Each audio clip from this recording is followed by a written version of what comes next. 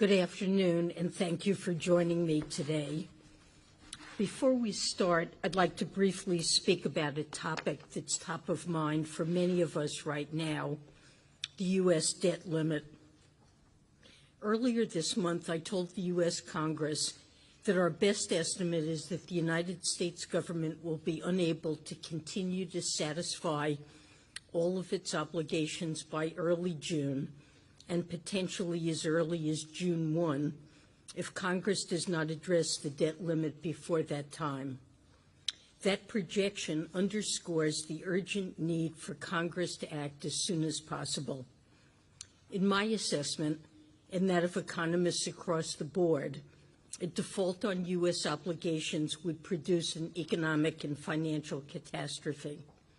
Millions of Americans could lose their jobs, household incomes would be reduced, American businesses would see credit markets deteriorate, and millions of American families that receive government payments would likely be left without the resources that they were promised. This would make it dramatically harder for households to spend and businesses to invest. A default would threaten the gains that we've worked so hard to make over the past few years in our pandemic recovery, and it would spark a global downturn that would set us back much further. It would also risk undermining U.S. global economic leadership and raise questions about our ability to defend our national security interests.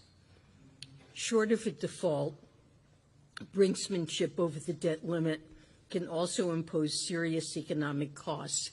We know this from recent history. As we learned in 2011, just the serious threat of default can lead to a downgrade of our credit rating and a weakening of consumer confidence. We could see a rise in interest rates drive up payments on mortgages, auto loans, and credit cards. We're already seeing spikes in interest rates for debt due around the date that the debt limit may bind. And there is no good reason to generate a crisis of our own making. The U.S. Congress has raised or suspended the debt limit almost 80 times since 1960. I urge it to act quickly to do so once again. Let me now turn to our work at the G7.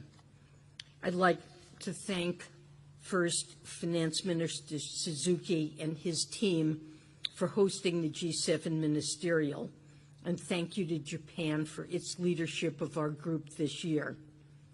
There are many issues that we will work on this week, but today I'd like to highlight three of my core priorities. The first is the global macroeconomy.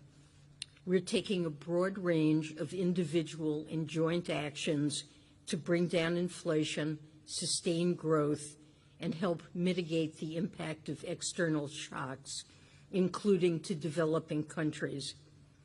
The second is to redouble our commitment to support Ukraine as it defends itself against Russia. And the third is our longer-term work to bolster economic resiliency and security. As we advance these priorities, I look forward to working not only with my colleagues from the G7, but those from several non-G7 partners that are here this week, including developing countries and emerging markets. We all have shared goals. I look forward to productive discussions about how we can better deliver for all. First, even as we face downside risks, I believe that the global economy remains in a better place than many predicted 6 months ago. In most G7 countries, including the United States, annual headline inflation has fallen in recent months, and the growth outlook for the global economy is better than it was in the fall. In the United States, we've taken decisive action to tackle elevated inflation and strengthen confidence in the banking system, while also enacting a trifecta of historic legislation to raise our long-term growth potential. Other countries have taken actions to address their near-term challenges as well. We encourage our partners to make long-term investments in their productivity and in combating climate change. When we strengthen our own economies, we strengthen the global economy as well. But we need to do more.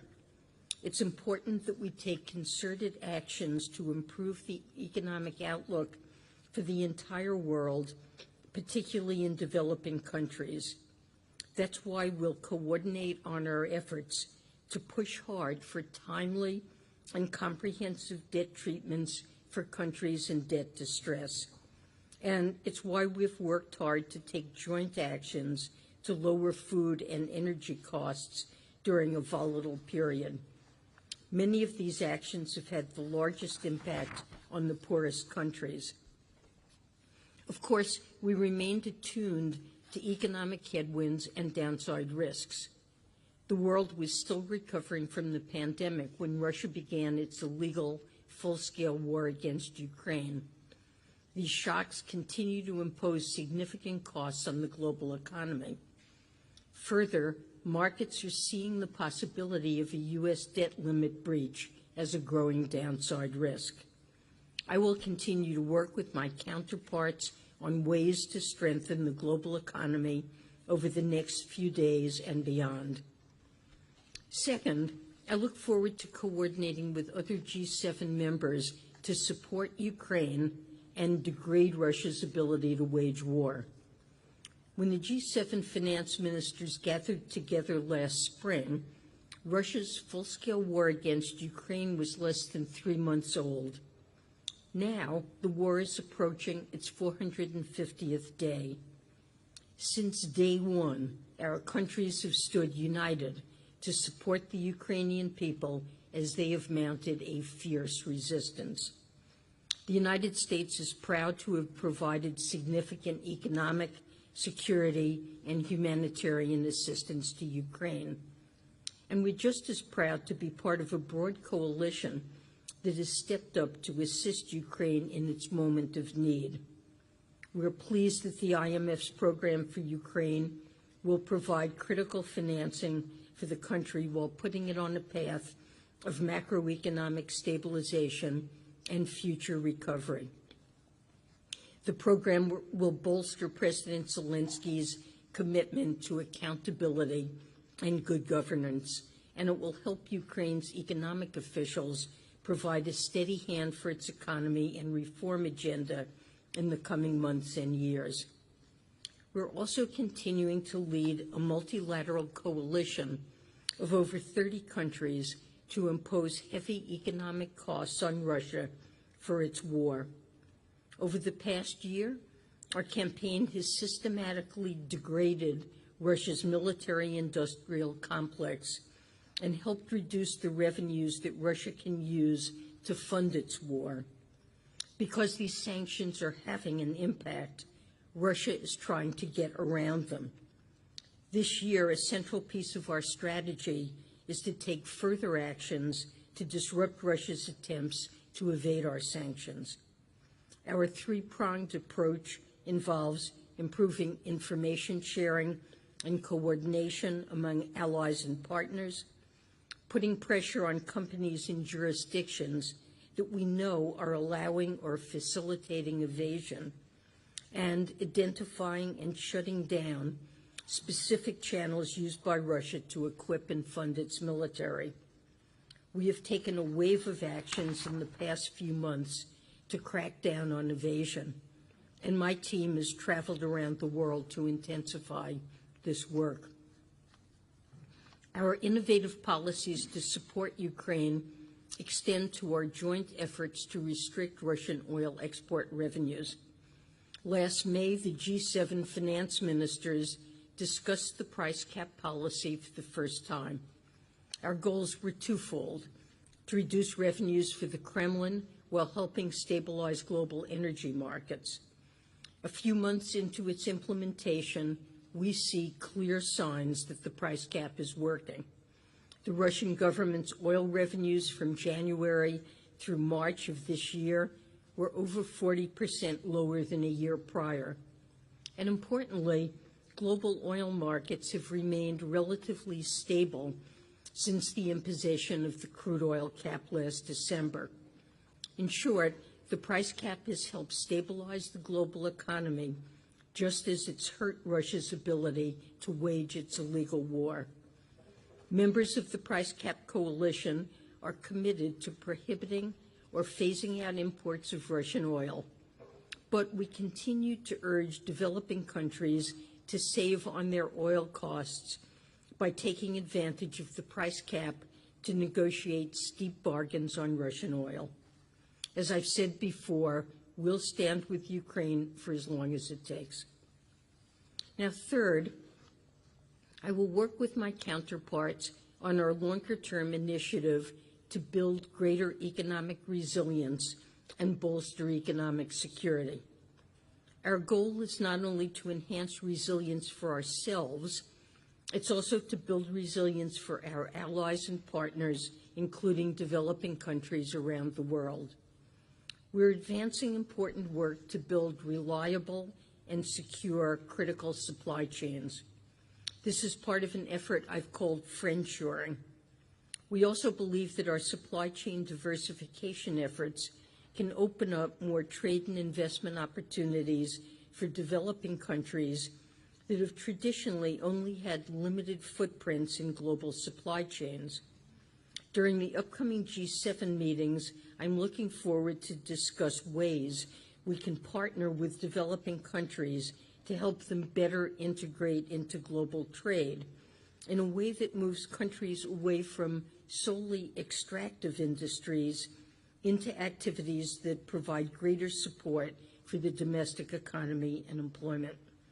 This work will build on the investments already underway through the G7's Partnership for Global Infrastructure and Investment.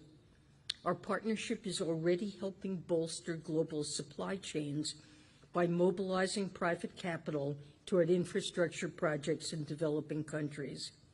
We also look forward to building on our work with about a dozen countries through the Indo-Pacific Economic Framework that was launched this time last year in Japan. The G7 will also advance our work to mitigate geostrategic risks in our economies. As I said in a speech last month, the United States has a broad suite of tools to mitigate risks to our national security, and we will take narrowly targeted actions when necessary. We're looking forward to working with the G7 to effectively counter economic coercion, which is a key feature of Japan's presidency.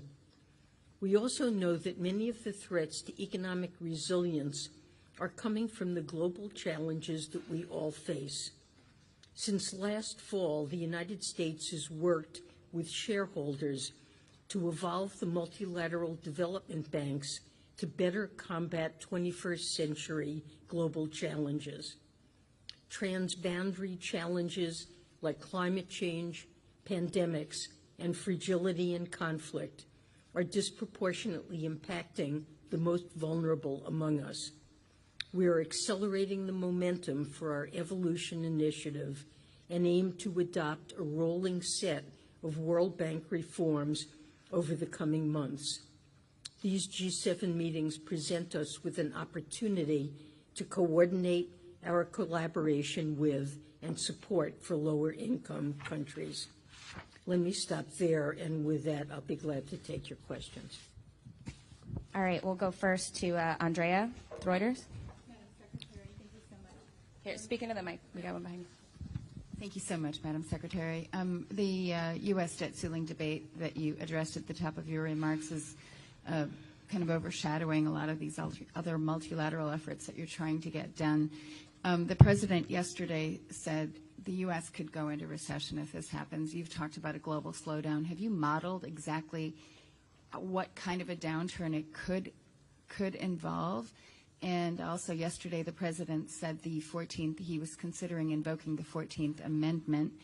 Can you speak to that and what you think the effect of that would be, whether that would help?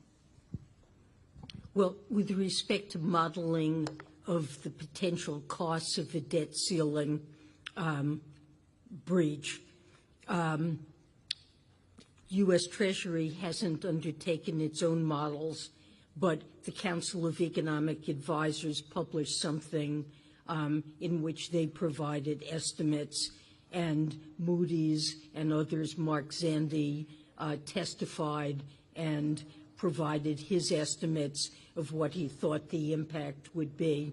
I must admit there's a lot of uncertainty attached to this, but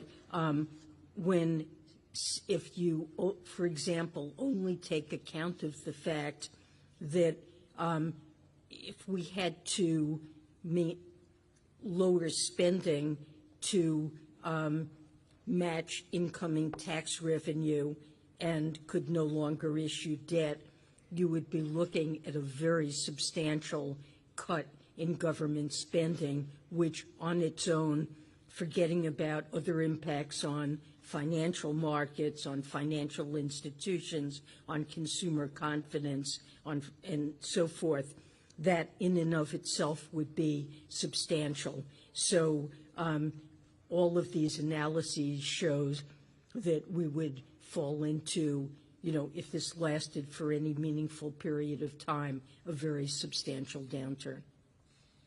All right, Chris Condon from Bloomberg. Thank you very much. Good afternoon, Secretary Yellen. The Biden administration is preparing an executive order that would add new restrictions to outbound U.S. investments to China. Two questions related to that. First of all, there are some critics already emerging predicting that this executive order would be more of a symbolic action designed to make the Biden administration look tough on China without really making a meaningful, practical impact. So the first question is, how would you respond to such criticism? And second, in regard to these meetings here and this executive order, are you looking to your G7 counterparts for feedback or even endorsements of this planned executive order? Thank you. So restrictions on outbound investment is something that could be the subject of an executive order, and it's something we've been discussing internally in the administration for some time. We're committed to discussing this with our partners. Obviously, it would be most effective if there's coordinated action by a group of like-minded countries and agreement that this is a useful approach. We haven't finalized the approach that we're likely to take in the United States, and we have been engaging in discussions with our G7 colleagues, and I would expect that that would continue with these meetings, at least in some informal way. Most of what we have discussed internally, although nothing has been finalized, I think you mentioned, would it be symbolic and not very meaningful? And I guess I don't see it that way. I believe it would be narrowly scoped and targeted at technologies where there are clear national security implications. I gave a speech on China a couple of weeks ago and discussed the concerns we have around national security and indicated that the United States has a very strong commitment to protect our national security. That occurs partly through reviewing inbound investment through our CFIUS process, through export controls, and some restrictions on outbound investment would be a complement to that. My own view is that this should be national security focused. It's not focused at undermining, say, China's economic competitiveness or ability to advance economically, but that it would have a national security focus. That said, that's not symbolic, but we would like to work jointly with our partners and are continuing conversations on that. Andy Dern from Wall Street Journal. Hi, Secretary Yellen. I wanted to ask, you mentioned this idea of countering economic coercion, and I know you obviously are working on some of these efforts around supply chain resiliency, but I guess beyond that, what are some ways that economic coercion can be countered? I mean, what's kind of on the table there for the G7? And kind of related to that, China has recently been amping up pressure on Western companies there, searching offices and such things like that. I mean, is that an example of economic coercion, and is that something that could merit a response of some kind from the United States or the G7? Well, I mean, there have been examples of China using economic coercion on countries that take actions that China's not happy with from a geopolitical perspective. Australia's suffered that, Lithuania, there are other countries, and that's a matter that should be of concern to all of us. I'm certainly aware of the examinations that they've conducted of American firms recently, consultancies operating in China. I don't know if I would include that in the same bucket. And I don't have anything concrete to say by way of plans, but I would say that many G7 members share a common concern with this kind of activity and are looking to see what we could jointly do to try to counter this kind of behavior. Katie Forster, AFP. Thanks, yeah. So just hours ago, former President Donald Trump urged Republicans to do a default if no Democrat spending cuts are made. What is your reaction to that, please? And also, are the G7 finance ministers discussing any concrete new actions regarding sanctions evasion, as you mentioned in your speech, please? So I'm aware of former President Trump's comments about default. As I've emphasized and the President has emphasized, and actually all of the congressional leaders who met on Tuesday recognized a default is frankly unthinkable. America should never default. It would be tremendously economically and financially damaging. I think it would rank as a catastrophe, and the numbers we were discussing previously make that more concrete in terms of what the likely consequences are. So the notion that under any circumstances we should default and that that's a reasonable strategy, America simply, as a global leader and as the leader in having the reserve currency that's most used around the world and the broadest and deepest capital markets, the notion of defaulting on our debt is something that would so badly undermine the U.S. and global economy that I think it should be regarded by everyone as unthinkable.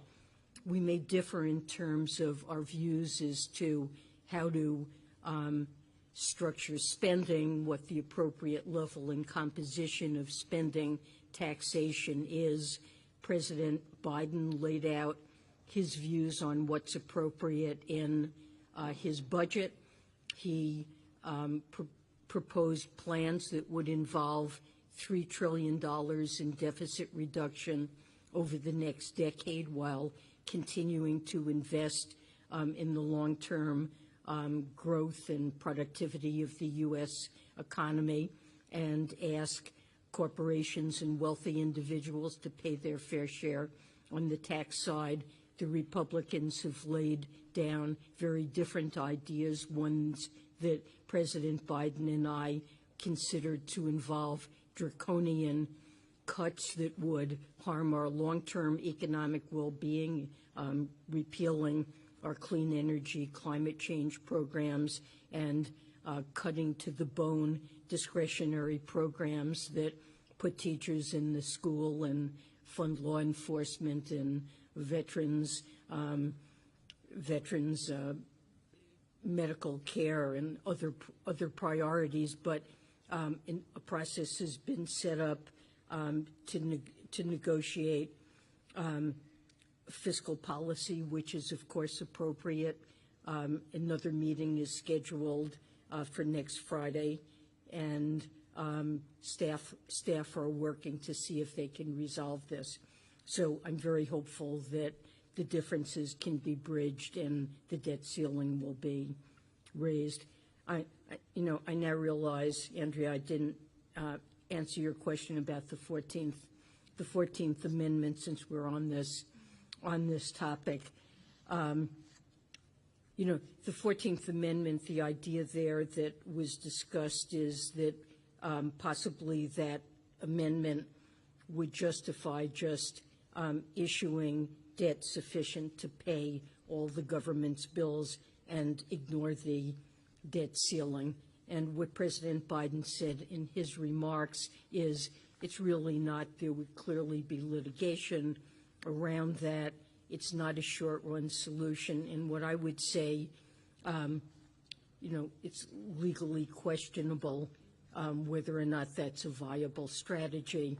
But look, as I've said previously, if the debt's, I'm often asked questions, if the debt ceiling is not raised, what would you do? Would you do this? Would you ignore the debt ceiling and pay all the bills?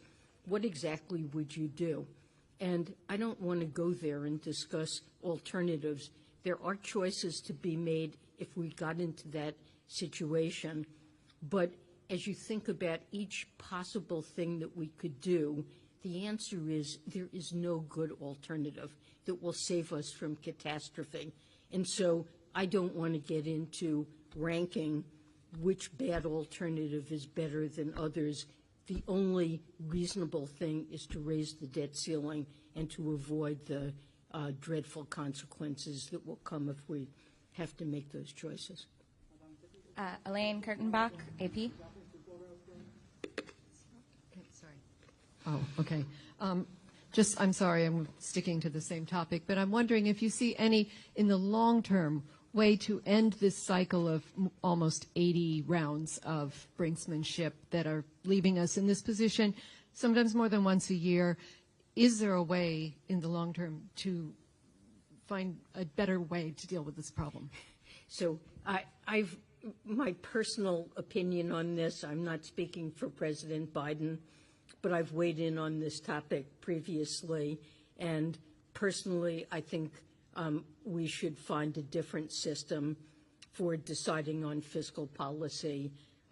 Congress could repeal a debt ceiling or handle it differently. For a time, it was handled, and these are some proposals, that the president could unilaterally decide to raise the debt ceiling and inform Congress of it. Congress would have an opportunity, if they wished to, vote to override his decision. The president could veto that. It would take a supermajority of Congress to override the veto. That would be one kind of change. But look, when Congress votes on appropriations and they vote on taxes, and those decisions imply a path of deficits and a set of bills that are entailed by those choices, and to then impose a debt ceiling means it puts my Treasury in the position of having bills come due to pay for programs that have already been legislated and essentially services we've already contracted for, and then says you can't pay for all of it. We're limiting you, so you can't pay all the government's bills. And I don't think that's any way to run the government. So there are a variety of alternatives, and my own preference would be not to go through this every couple of years is tremendously damaging. Thank you, everybody. That's all the time we have. Thank you. Thank you, guys. Thank you. Folks, we've got to head to our next meeting. Thank you so much.